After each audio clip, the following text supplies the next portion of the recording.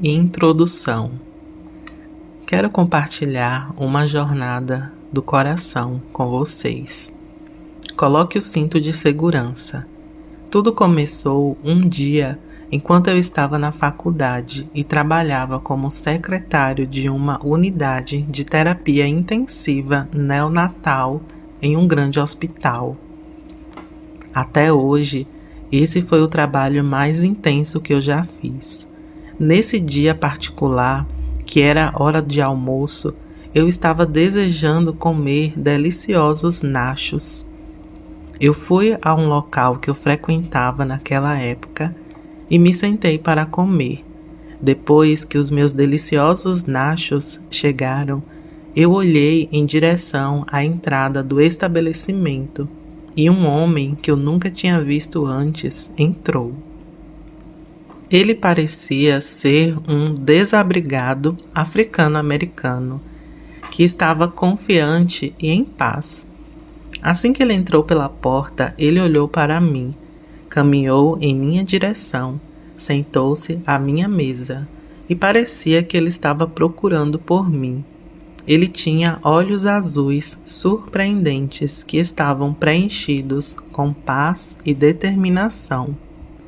A sua aparência externa era diferente do seu mundo interno. Nesse ponto da minha vida, eu era jovem, tanto na idade e no Senhor, e essa foi a primeira vez. Após ficar olhando para aquele cara por cerca de 1 minuto, nenhum de nós disse uma só palavra. Comecei a me sentir estranho e ofereci a ele a minha comida. Ele indicou que não estava com fome, mas não usou palavras. Em vez disso, ele usou movimentos de mão e começou a usar um lápis e um pedaço de papel. Ele escreveu: "Meu nome é Edward e eu pertenço a Deus. Você pode orar por mim?" Eu balancei a cabeça em concordância. Baixei a cabeça e tentei orar, mas não deu certo. Eu não conseguia orar. Nessa época, eu era um bom religioso, mas mesmo assim, naquele momento, foi impossível para mim. A única coisa que eu conseguia pensar era: graças a Deus, esse cara é surdo e a sua cabeça está baixada. Depois de alguns minutos tentando orar, eu desisti. Apertei o braço dele para que ele soubesse que eu terminei e então eu disse amém. Depois disso, eu não consegui comer mais nada. Ambos nos levantamos e caminhamos para fora da porta. Ele seguiu andando para a esquerda e começou a descer a rua de onde ele veio. Depois que ele tinha passado da janela onde ninguém podia vê-lo, ele se virou e olhou para mim. Eu não estava preparado para o que iria acontecer em seguida. De repente, ele acenou para mim e desapareceu de vista. Caminhar de volta para o meu trabalho foi um pouco difícil. Mais tarde, à noite, eu dormi em paz e tive um sonho de transformação vívida. Foi um encontro. Eu estava em pé no espaço quando eu vi Edward na curta distância em relação a mim, da forma como ele estava quando nos vimos no restaurante. Quando ele veio dentro de aproximadamente 10 metros de mim, ele se transformou em algo que eu nunca tinha visto antes. Em volta dele veio um corpo glorificado que o envolveu, mostrando quem ele realmente era. Ele estava agora em um estado glorificado, brilhando, vestido de linho branco. Esse era um homem de linho branco, não um anjo. Edward olhou para mim e disse: "Todo o encontro que tivemos não foi para você orar por mim, mas sim para eu ver você e ver como anda o comércio em sua vida. Foi por isso que você não podia orar. O encontro que você acabou de ler me pôs em um caminho onde eu tive que começar a aprender sobre quem são os homens de linho branco e ter mais encontros com o céu. Agora eu vou contar outro encontro. É meu costume, quando estou sozinho em casa, puxar outras cadeiras ao redor da mesa e convidar o céu para vir e sentar-se à minha mesa. Esse dia não foi diferente de qualquer outro. Eu não me senti especial de qualquer forma, até que os meus olhos espirituais foram abertos. Jesus, Pedro, Tiago e João apareceram e sentaram nos assentos que eu tinha puxado para fora. Eu vi eles em espírito na minha frente, de forma tão clara como pessoas normais. Jesus olhou para mim com um sorriso genuíno e disse: "Quero que tenhais comunhão conosco. Agora vamos comer e depois todos nós vamos falar com você mais tarde." Impressionado, eu vi como os 4 começaram a comer os alimentos frescos que apareceu na frente deles. Fiquei em reflexivo silêncio. Eu podia ouvir seus pensamentos, e como todas as coisas espirituais estavam disponíveis e se manifestavam na nossa frente com total facilidade e descanso. Eles estavam refletindo sobre a vida deles enquanto estavam na terra e coisas que tinham acabado de acontecer com eles no céu, com gratidão e agradecimento.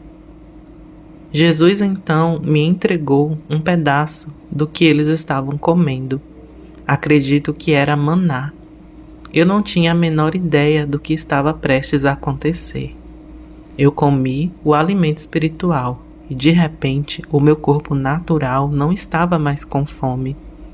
Eu estava apenas desejoso por mais dele, de Jesus. Eu contemplei a minha carne realmente desejosa por ele e percebi que foi esse sentimento que o rei Davi sentiu. Levou cerca de 30 minutos até que todos tivéssemos acabado de comer. João foi o último a terminar. E João também foi o primeiro a falar. Ele olhou para Pedro e começou a falar com ele de coisas para ver no céu e na terra que tinha a ver com o envolvimento específico de Pedro. Parecia uma palavra profética, mas nesse ambiente tudo era visível e conhecido por todos. Por isso eu sei que não era uma profecia.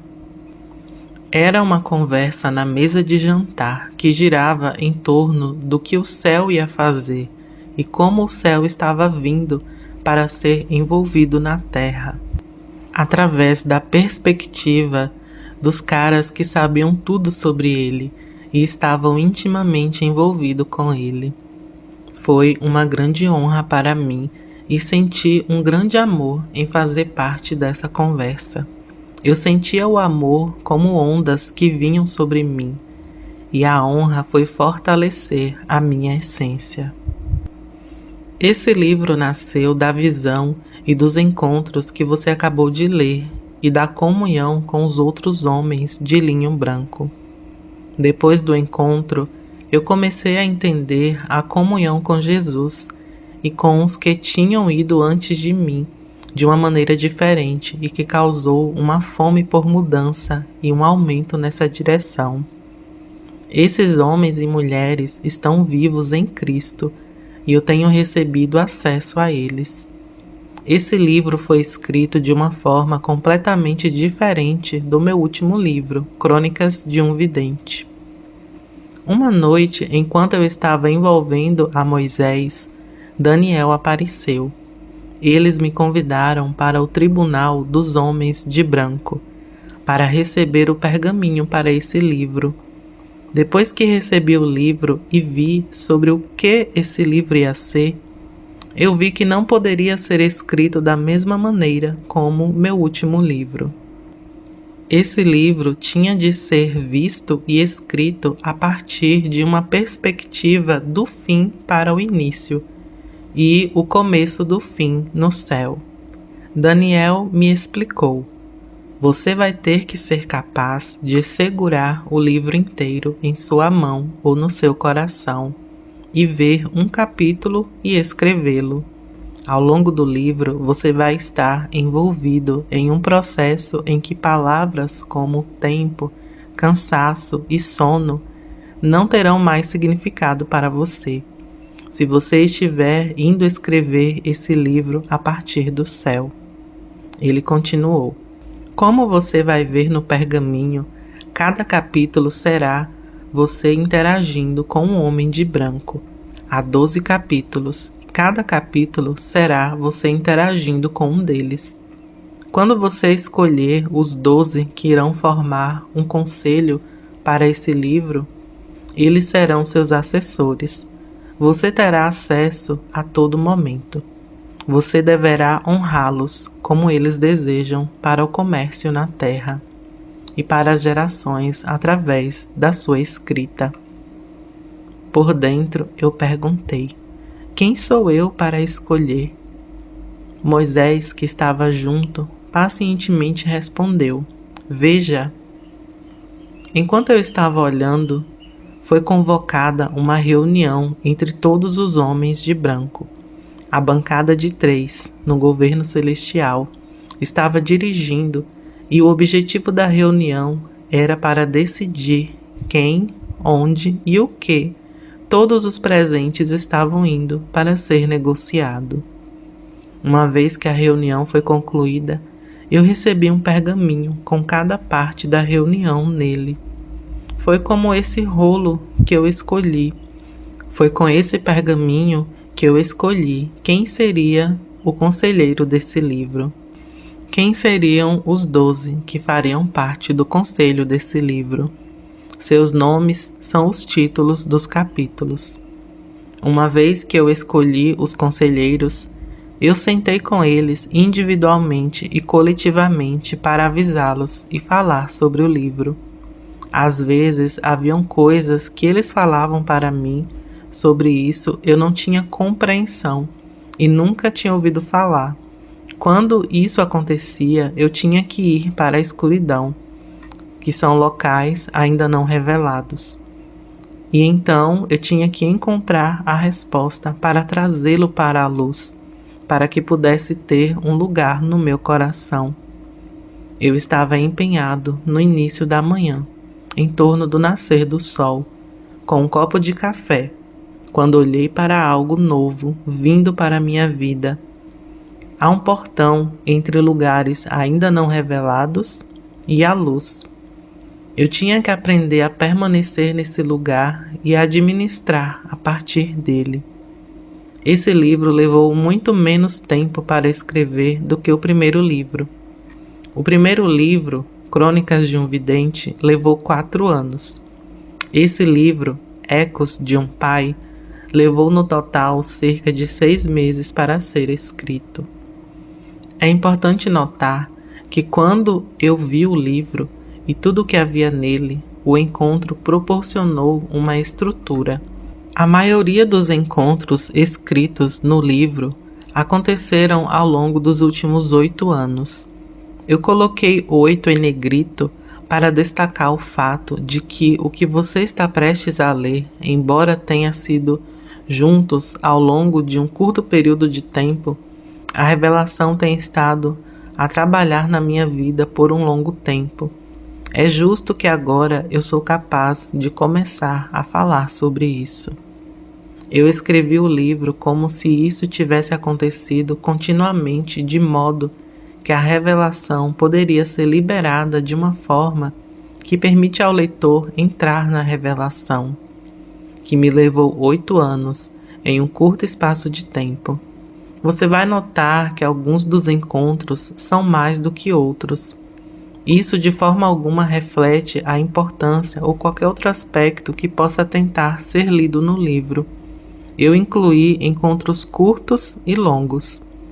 2 fatores desempenharam papéis fundamentais na quantidade de tempo que levei para ser capaz de escrever o livro e articulá-lo corretamente: concentração e desejo.